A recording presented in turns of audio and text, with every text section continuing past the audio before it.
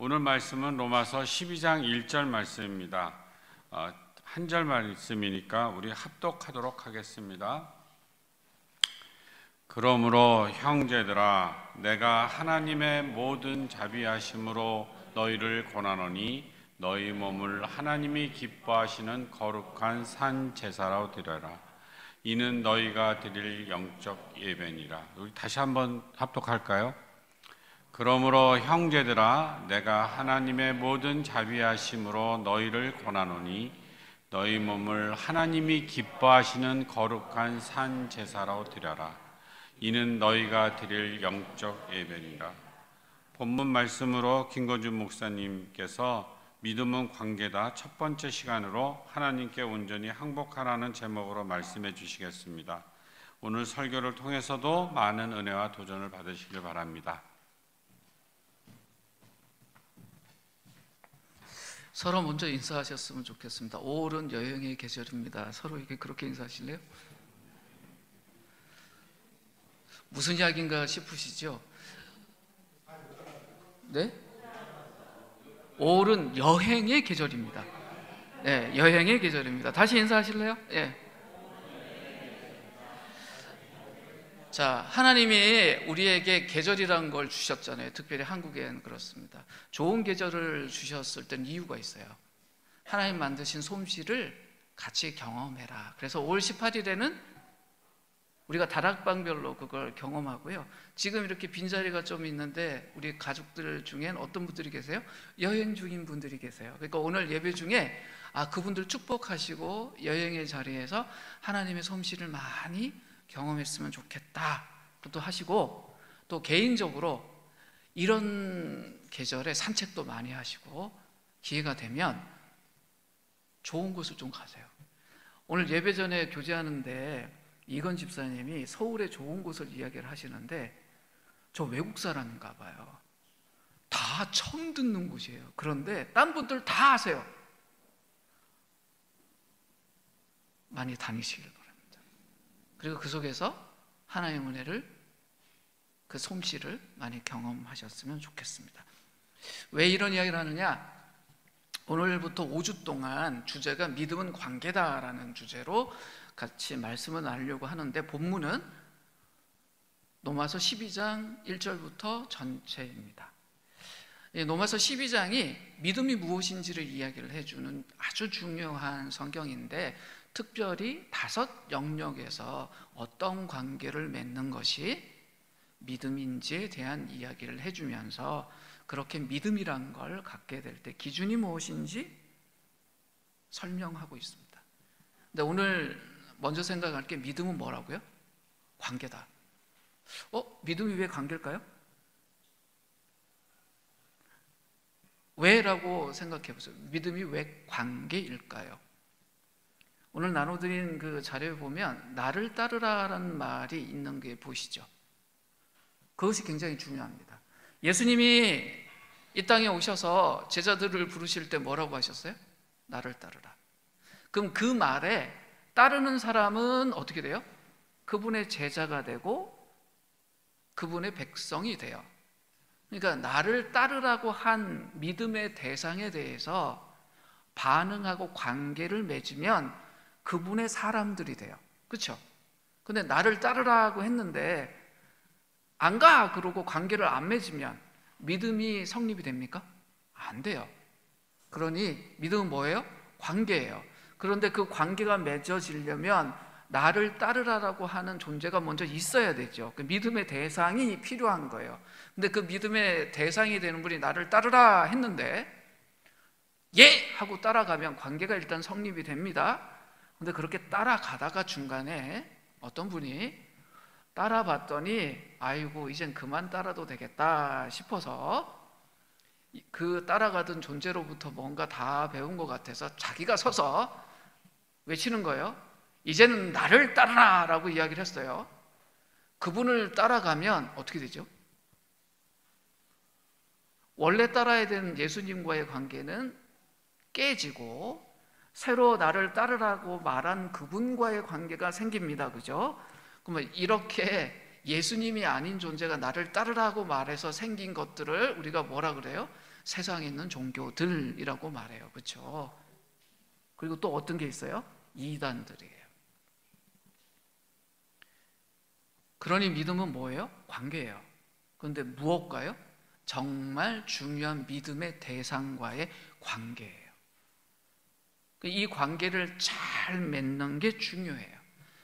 근데 우리는 믿는다라는 말을 할 때 한국말은 여러 의미가 있잖아요. 종교적 의미로도 믿는다라고 말을 하기도 하지만 사람들 간에도 믿는다라는 말을 씁니다. 연인들 사이에서 믿는다라는 말 써요, 안 써요? 씁니다. 너 나 믿지? 그럼 오빠, 내가 오빠를 어떻게 믿어? 뭐 이런 말을 하잖아요. 그럴 때도 써요. 그런데 이 믿는다란 말이 특별히 종교적 의미로 사용될 때 어떤 의미인가 우리가 좀 살펴볼 필요가 있습니다. 그래서 자료 드린 데 보면 영어 단어 있어요. believe라는 단어가 있는데 이 영어 단어 believe라는 단어가 동사 be, 존재를 나타내는 비동사하고 life라는 명사의 합성어예요. 그러니까 영어에서는 믿는다는 말이 뭐냐면 존재하며 살아간다 이런 말이에요. 가장 큰 의미가. 믿는다, 존재하며 살아간다, 내 존재를 살아낸다, 내 존재를 삶에 맡긴다. 뭐예요?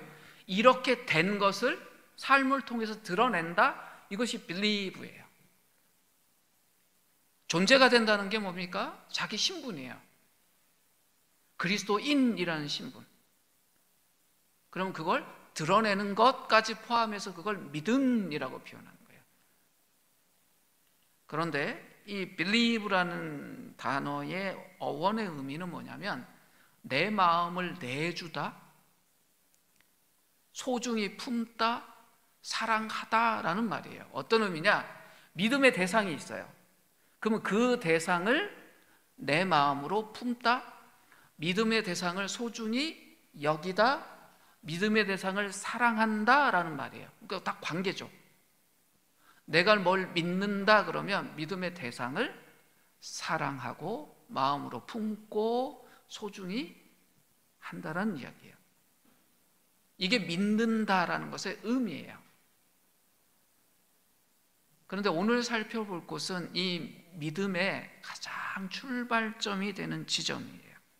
5가지 영역을 볼 거라고 했는데 첫 번째 영역이 뭐냐면 하나님과의 관계. 모든 관계의 중심이고 출발점이기 때문에 하나님의 관계부터 살펴보려고 합니다. 오늘 본문이 로마서 12장 1절이었잖아요. 새 번역 성경으로 다시 한번 읽어보겠습니다. 같이 읽을까요? 시작.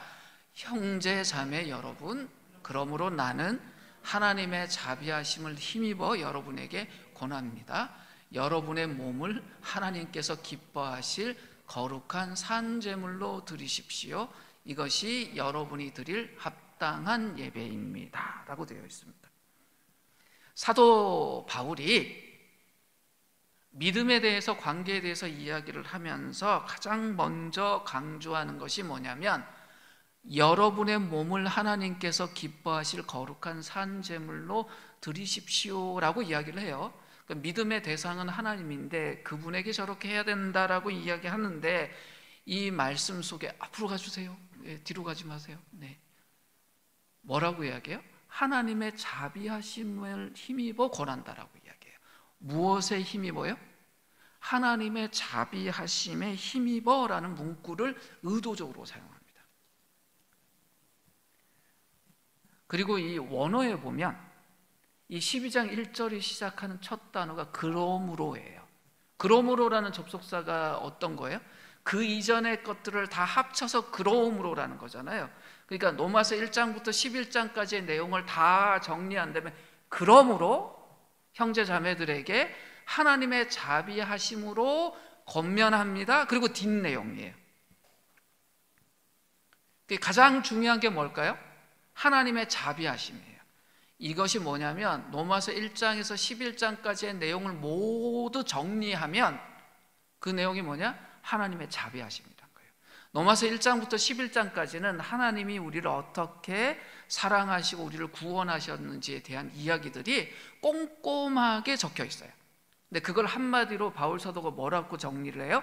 하나님의 자비하심이다라고 정리해요. 그리고는 뭐라 그래요? 그러므로 이제 형제 자매들에게 권합니다라고 이야기를 해요.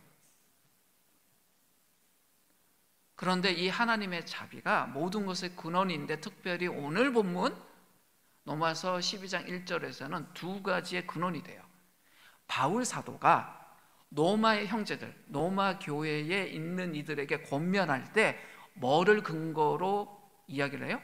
하나님의 자비하심으로 이야기를 해요. 이게 무슨 말일까요? 강압적으로 내가 당신들에게 명령한다는 이야기가 아니라 하나님의 자비하심 때문에 내가 당신들에게 이렇게 권면하는 겁니다. 기독교는 강압적인 종교가 아니에요. 굉장히 부드럽고 아름다운 종교예요. 그런데 이 바울의 오전은 굉장히 지금 강하게 흥분되어 있어요. 왜 그럴까요? 사람으로서는 도무지 상상할 수도 없고 측정할 수도 없었던 하나님에 대한 것을 본인이 알고 나니 도무지 참을 수가 없어서 당신들에게 이걸 이야기하는 겁니다라는 거예요. 하나님의 그 자비하심이 얼마나 대단한 것인지 내가 알고 나니 형제들에게, 자매들에게 이걸 말하지 않을 수 없습니다라고 해서 이야기하는 거예요. 이것이 왜 중요하냐? 세상이 요즘 거꾸로 가고 있잖아요. 한국의 기독교가 1000만이 넘었었는데 점점 줄어들어서 지금 한 300만 될까 말까 그렇게 보는 사람들도 있어요. 한국 인구들 중에 60%가 넘는 사람들이 본인은 종교가 없습니다, 난 무신론자입니다 라고 대답하는 사회가 돼버렸다는 거잖아요. 이런 사회에서 하나님에 대해서 이야기한다는 것이 예전보다, 5년 전보다, 10년 전보다, 20년 전보다 훨씬 더 힘든 사회가 됐어요. 그런데 바울이 우리에게 뭐라고 이야기하냐? 걱정하지 마라.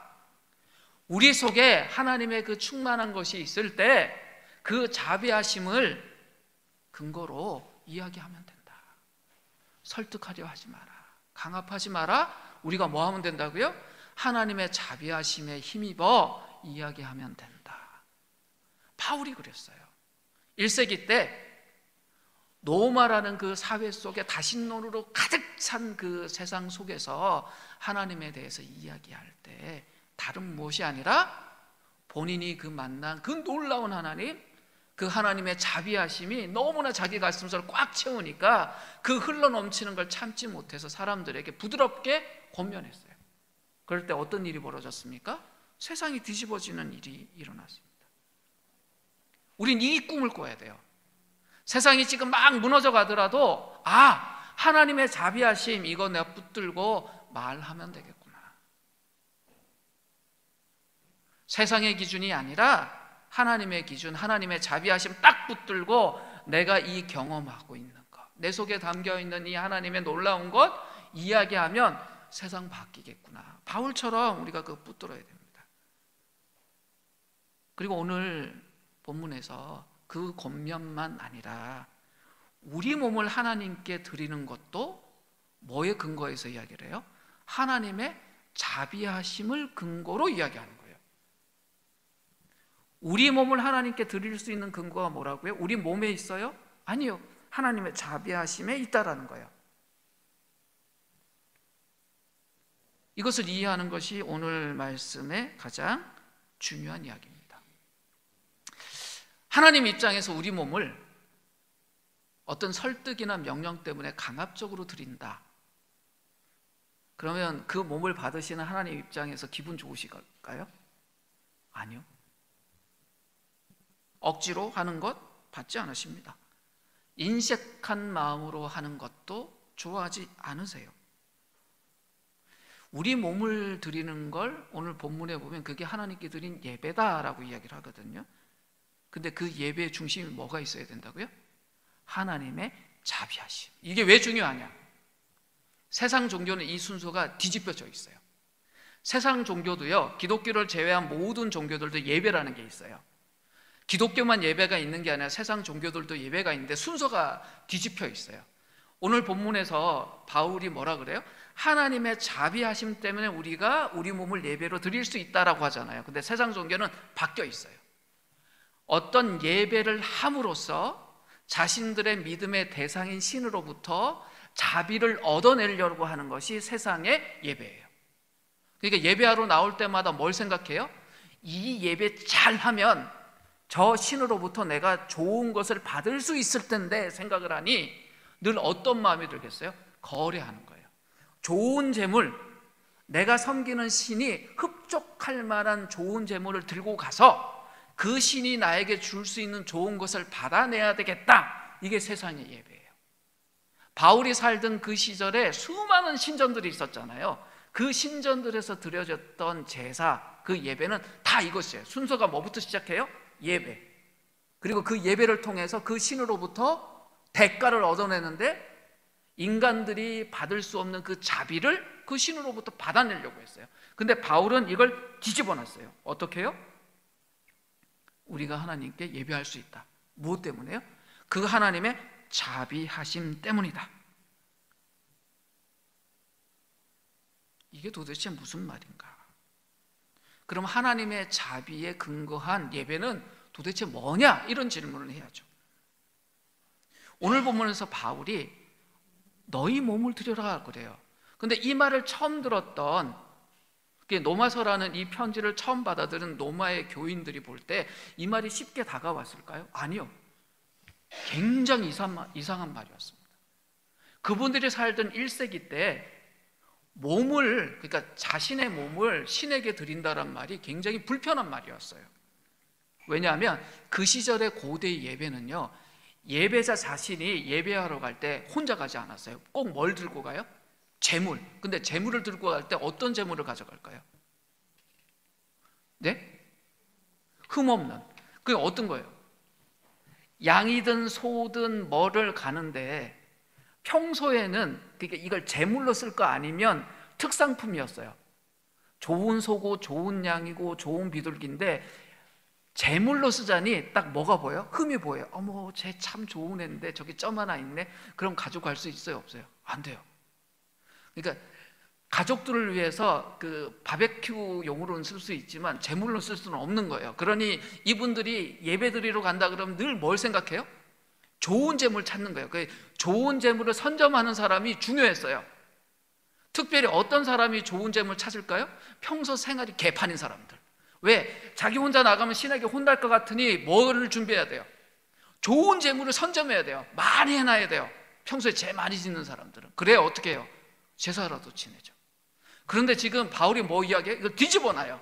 그런 재물 필요 없고 너희 몸을 드리면 된다. 얼마나 놀랬겠어요? 세상 모든 사람들이 예배에 대해서 그런 뜻을 갖고 있는데 그 세상의 틀, 그 세상의 풍조를 바울 사도가 완전히 뒤집어서 뭐라 그러냐면 우리 몸을 하나님께 드리면 된다라고 이야기하는 거예요. 그 1세기 로마 제국이라는 곳이 사실은 그 이전에 시작된 그리스, 고대 그리스 사상이 꽉 누르고 있는 곳이었어요. 특별히 플라톤이 만들어 놓은 그 사상이 있어요. 어떤 거예요? 우리 몸은 영혼에 비해서 너무너무 더러운 거다. 그러니까 더러운 감옥 같은 거니 빨리 뭐 해야 된다고요? 거기서 탈출하는 것이 좋은 거다. 그러니까 자기 몸을 볼 때마다 어떻게 생각했겠어요? 고대 사람들이. 이거 별론데. 그러니까 늘 저 위에 있는 거 생각하고 특별한 어떤 지혜 생각하고 그걸 요즘 말로 영지주의라고 그래요. 그러니까 자기 몸을 자기 영혼의 감옥이라고 생각했어요. 그러니까 그들이 갖고 있는 종교의 특징이 뭐예요? 내 몸은 어쩔 수 없이 버려야 될 것이니 그 신하고 친해지려면 그걸 매개하는 재물이 필요해. 내 삶은 뭐 이러고 살았어요. 근데 오늘 바울이 그걸 뒤집어 놔요. 그리고 바울이 신약성경 여러 곳에서 우리 몸을 뭐라고 말해요? 성령이 거하시는 성전이라고 그래요. 무슨 말입니까? 우리 몸이 신이 있는 신전이다. 우리가 알고 있는 가장 거룩한 장소가 우리 몸이다라고 이야기를 해요. 이건 세상 사람들이 생각하고 있던 틀을 완전히 뒤집어 놓는 거죠. 그리고 이 오늘 본문에서 뭐라 그래요? 우리 몸이 하나님께 드릴 가장 좋은 제물이다라고 이야기를 합니다. 그런데 오늘 본문에서 사용하는 바울의 단어가 특이해요. 한글 성경에는 몸이라고 되어 있는데 헬라어 성경에 보면 그 당시 사람들이 흔히 사용하지 않던 몸에 관계된 단어가 소마라는 단어가 있어요. 이거는 고기 덩어리 우리 육체로서의 몸을 이야기하는 것이 아니라 우리 몸을 포함해서 내 존재 전체를 나타내는 단어예요. 자, 우리 한자 공부 좀 해봅시다. 이 동양에도 이 바울이 사용했던 이 소마와 같은 단어가 있어요. 우리 몸을 나타내는 그 한자어가 있잖아요. 몸, 심도 있고 몸체도 있어요. 그래서 우리가 신체 검사할 때 신체에서 몸신자, 몸체자 두 개를 다 쓰잖아요. 근데 이 두 개가 좀 의미가 달라요. 몸체자는 말 그대로 뭐예요? 물리적인 우리 몸이에요. 근데 몸신자는요, 물리적인 몸을 포함해서 그 전체를 말해요. 그러면 소마라는 단어가 몸신에 해당될까요? 몸체에 해당될까요? 몸신에 해당돼요. 이걸 생각하세요? 그러니 소마라는 단어에는 우리의 몸뿐만 아니라 그 사람이 좋아하는 것들, 그 사람의 가족, 그 사람의 꿈, 그 사람의 소유물, 그 사람의 습관, 이런 모든 걸 다 합쳐서 소마라고 부르는 거예요. 그러니까 그 사람의 일상생활까지도 다 포함하는, 그 사람 주로 어디 간대? 그 사람 스타벅스 간대. 그 사람 어디 간대? 커피빈 간대. 그 사람 어디 간대? 투썸 간대. 그러면 커피집도 자기 취향이 있잖아요. 저는 스타벅스하고 커피빈만 갑니다. 그러면 딱 제 취향이 나오잖아요. 그건 또 뭐가 될 수 있다는 거예요? 그걸 포함해서 하나님께 드리는 제물이 될 수 있다는 이야기예요. 오늘 본문의 내용이 그런 겁니다. 그 무슨 말입니까? 너의 삶 전체가 하나님께 드릴 수 있는 제물이 될 수 있다라는 이야기예요. 어떻게 그게 가능해요? 우리 삶에 그게 가능합니까? 솔직히 말해보자고요. 내가 하루 사는 모든 삶 속에 이걸 어떻게 하나님께 드려? 이전에 어땠어요? 제사 드린다 그러면 제물 고르는데 얼룩 하나 있을까 봐, 흠 하나 있을까, 평소에는 정말 이거 귀중하게 여겼는데 흠 하나만 있으면 얘 데려가면 안 돼, 얘 데려갔다 큰일 나, 이랬던 사람들이 내 삶이 하나님에 대한 제물이 된다고 생각하면 이게 반가운 소리입니까? 걱정되는 소리입니까? 걱정되는 소리예요.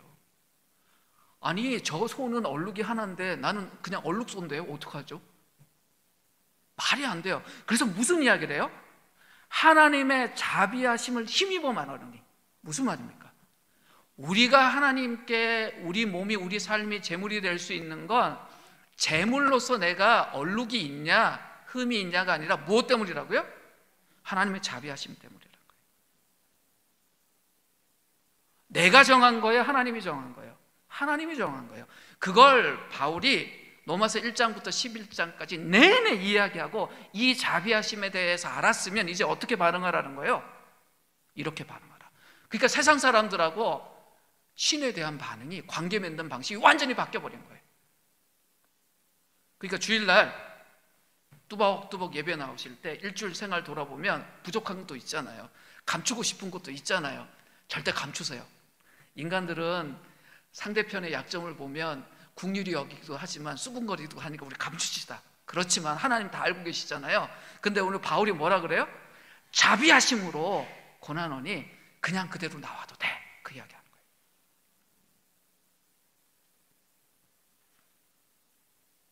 그리고 그 예배를 하나님 어떻게 하신다고요?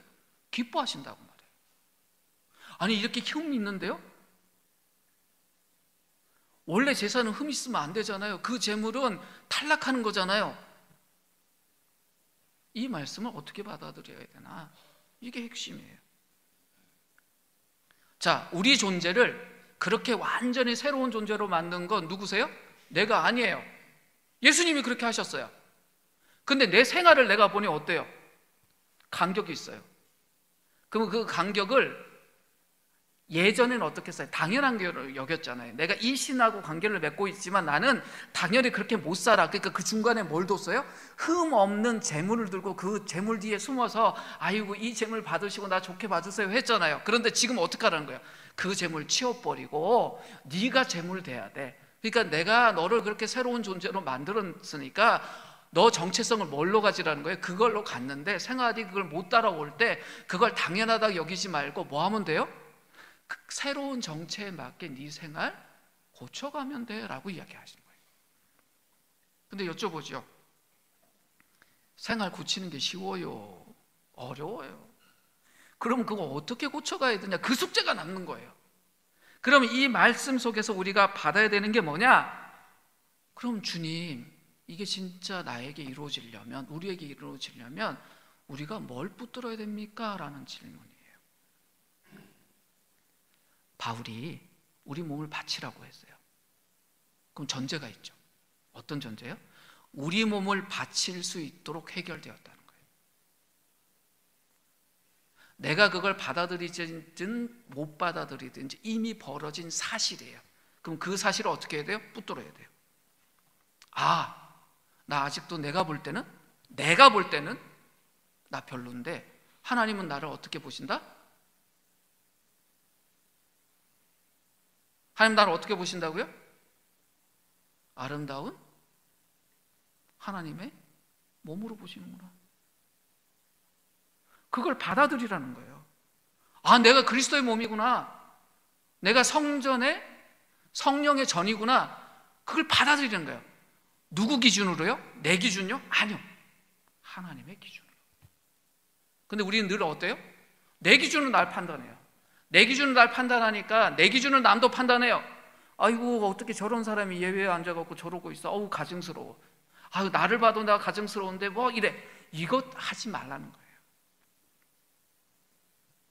또 하나, 내 몸이 있으니 내가 어떤 사람인지 구체적으로 우리가 보게 되잖아요. 저 사람이 저 어디 주로 간다 그랬어요? 아까 커피집? 여보세요? 아유, 5분 전에 이야기 까먹으셨죠? 2군데만 간다 그랬어요. 기억하셔요? 커피빈이랑 스타벅스. 그러니까 저 사람은 어떻다는 거예요? 그 몸이 있으니 저 사람 스타벅스 커피 좋아하는구나, 커피빈 좋아하는구나 알잖아요. 그러면 투썸 가자 그러면 싫어하겠네. 이 몸이 있으니까 딱 아는 거 아니에요, 그죠? 근데 그게 없으면 커피 좋아한대. 근데 어떤 커피를 어떻게 좋아해? 이건 명료해지지 않아요. 그러니까 우리 몸이 있으니 우리가 우리의 상태를 아는 거예요. 그러니까 내가 어떤지도 남이 볼 수 있고 다른 사람이 어떤지 그 몸 때문에 알 수 있어요. 그럼 그 몸이 어떤가에 따라 우리 존재가 지금 어떤 생활 속에 있는지를 아니 그걸 통해서 바르게 사는지 잘못 사는지 평가할 수 있어요. 그러니 이 말씀은 뭐냐면 구체적으로 당신의 생활을 그 존재에 맞게 고쳐가라. 근데 뭘 고치면 돼요? 일상에 있는 가장 기본적인 것들, 먹고 마시는 기본적인 것부터 해결하라는 거예요. 뭐 거룩하고 뭐 어마어마한 거 생각하지 말고 당신의 가장 기본적인 삶을 챙겨라라는 이야기예요. 근데 내 능력으로 내 인생 바꿀 수 있습니까? 불가능해요. 그래서 뭐에 중점을 두라고요? 하나님의 자비하심. 그러니까 우리 행동 어디에다 뿌리를 두라고요? 자비하심.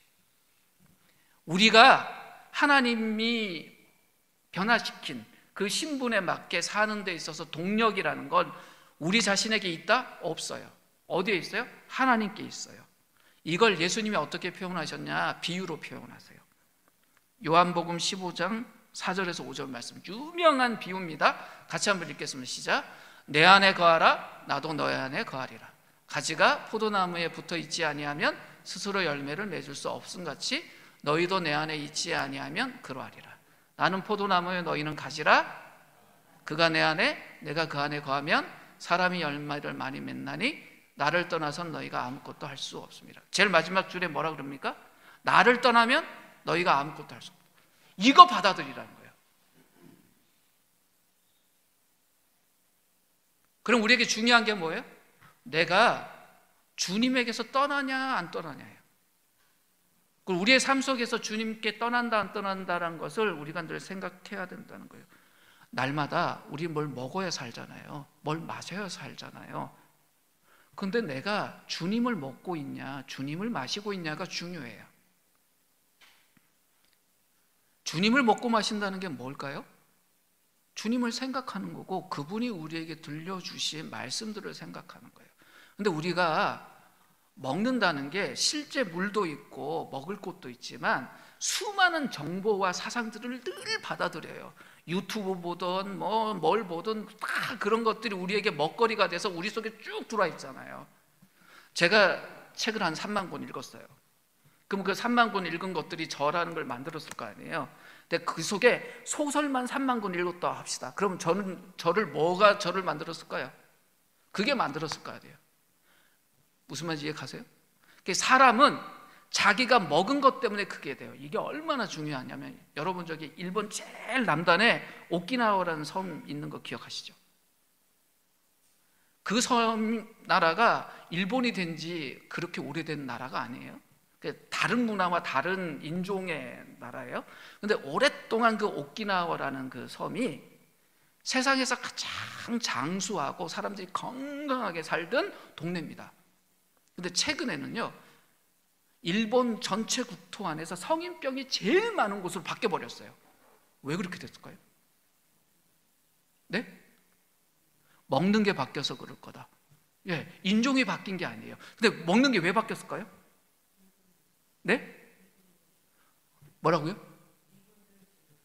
예, 미군이 주둔하고 나서 그 동네에 패스트푸드가 들어오기 시작했어요. 그전엔 그런 게 없던 동네예요.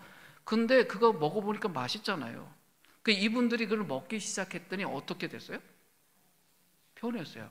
그러면 그분들이 옛날부터 자신들이 오키나와 섬에 있는 왕국의 후손이라는 이런 생각이 없냐? 똑같이 있어요. 뭐 하나 바뀌었어요? 먹는 거 하나 바뀌었어요. 그랬더니 그 사람들이 바뀌어버렸어요. 우리에게 중요한 게 뭘까요? 우리가 뭘 먹느냐예요. 하나님의 자비를 매일 마시지 않으면 우리는 어떻게 될까요? 나 아니면 세상의 생각을 마시게 돼요. 오늘 바울이 강조하는 게 그거예요. 재물이라는 단어를 썼잖아요. 제사 드리는데 재물 한번 생각해 보세요. 제단 앞에 살아있는 소가 있어요. 그럼 이 소가 어떤 느낌 받을까요? 제물로 왔을 때 나 곧 죽는구나, 낑낑거리고 얼마나 겁내고 소리 지르고 난리겠어요? 그리고 그 앞에 제사장이 진짜 날카로운 도끼 딱 들고 있는 거 생각해 보세요. 오늘 바울이 뭐 이야기합니까? 이게 그리스도인의 삶의 핵심이란 거예요. 날마다 우리 몸을 하나님께 드려라. 뭐예요? 내 속에 있는 것 하나님 자비 앞에서 죽여버리라는 거예요. 그래서 바울이 무슨 이야기를 하냐면, 자기 목숨 간직하려고 나오는 자 없다. 하나님 제단 앞에서 자신을 드리지 않으면 하나님의께로 나오는 자가 아니다. 이게 무슨 말일까요? 재물이 완전히 재물되려면 거기 깨 하고 죽어야 되잖아요. 항복하라는 거예요. 이제 말씀 마무리하면서, 오늘 본문이 로마서 12장 1절이었는데 이 말씀을 유진 피터슨이 꼼꼼하게 해설해 놓은 메시지 성경으로 다시 한번 읽겠습니다. 자, 띄워주시겠어요? 천천히 읽겠습니다. 그러므로 나는 이제 여러분이 이렇게 살기를 바랍니다. 하나님께서 여러분을 도우실 것입니다. 여러분을 매일의 삶, 일상의 삶, 자고 먹고 일하고 노는 모든 삶을 하나님께 헌물로 드리십시오. 하나님께서 여러분을 위해 하시는 일을 받아들이는 것이 바로 여러분이 그분을 위해 할 수 있는 최선의 일입니다. 무슨 말입니까? 딴 재물 찾지 말고 우리 삶을 하나님께 그냥 드리면 된다. 근데 다시 이야기하지만, 제가 그렇게 드릴 만한 사람인가요? 핑계 대지 마라. 두려워하지 마라. 왜요? 하나님이 당신들을 위해서 하신 일이 있다. 그거 받아들여라. 하나님이 우리를 위해서 하신 일이 뭡니까? 우리를 새로운 존재로 만드신 거예요. 그런데도 이걸 거부하는 사람들이 있어요. 하나님, 제 꼬라지 보니까 전 새로운 존재가 아니에요. 저 한참 몸 고쳐야 돼요. 헌신이라는 단어를 들으면, 아이고, 내가 하나님께 온전히 드려주려면 저 내 삶 속에 버려야 될 게 많고 고쳐야 될 게 많은데 잠시만 기다려주세요라고 생각 많이 하거든요. 그래서 뭔가 교회 안에서, 아유, 뭐 집사님 좀 헌신하시죠. 그럼 아유, 1년만 기다려주세요. 뭐 이런 이야기 많이 해요. 정말 정직하고 겸손한 자세가 있지만 아니에요. 이거 세상이 만들어 놓은 헛된 이미지예요. 우리가 언제 완벽해질 수 있습니까? 앞으로 10년 더 우리가 매일같이 거룩하게 살기 위해서 애쓰면 10년 뒤에는 우리가 진짜 100% 깨끗하게 될까요? 아니에요. 오늘 본문이 강조하는 게 뭐냐면 우리 자신과 형제자매들을 세상과 나의 기준으로 평가하지 말고 하나님이 하신 일로 평가하는 걸 받아들이라는 거예요. 그럴 때 그것이 하나님께 내가 항복하는 거예요.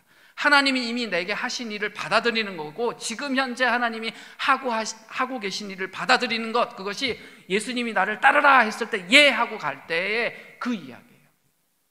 그것이 뭐라고요? 매일 우리 있는 이 몸 자체를 하나님께 드리는 예배예요. 어제 먹은 거 오늘 먹은 거 다르죠. 어제 상태 내 상태가 다른데 있는 그대로 주님께 내 삶을 드리는 예배. 뭘 인정하라는 겁니까?